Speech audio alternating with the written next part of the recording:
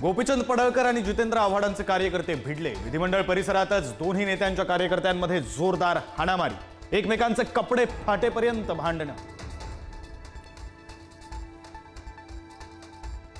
मारहाण करणारा पडळकरांचा कार्यकर्ता हा मकोका गुन्ह्यातील आरोपी। जितेंद्र आव्हाडांचा आरोप, मुख्यमंत्री प्रकरण गांभीर्याने घेतील असा विश्वास। आव्हाडांची प्रतिक्रिया।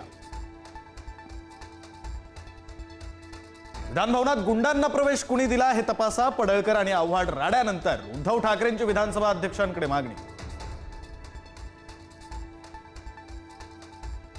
विधानभवनातल्या राड्या प्रकरणी आमदार गोपीचंद पडळकरांनी मागितली माफी। बावनकुळे आणि महाजन यांच्यासोबत चर्चेनंतर पडळकरांकडून दिलगिरी व्यक्त। अहवाल मागवला आहे, उचित कारवाई केली जाईल। पडळकर आणि आव्हाडांच्या कार्यकर्त्यांच्या राड्यावर विधानसभा अध्यक्ष राहुल नार्वेकरांची प्रतिक्रिया। विधानभवनाच्या आवारात हाणामारी होणं हे महाराष्ट्राला न शोभणारं, कडक कारवाई करा, फडणवीसांची विधानसभा अध्यक्षांना विनंती। साहेब, आम्ही गोपीचंद पडळकरांना मारणारच, जयंत पाटलांसमोर आव्हाडांच्या कार्यकर्त्यांचं विधान। आक्रमक कार्यकर्त्यांशी जयंत पाटलांसोबत चर्चा।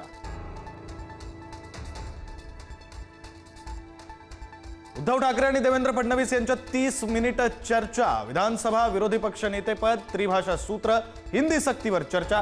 हिंदीची सक्ती हवीच कशाला, पुस्तक ठाकरेंकडून फडणवीसांना भेट। मुख्यमंत्री फडणवीस आणि उद्धव ठाकरेंमध्ये 30 मिनिट चर्चा। दोघांमध्ये राजकीय चर्चा झाल्याची ही माहिती। कालच्या भेटीनंतर या भेटीमुळे नव्या चर्चा।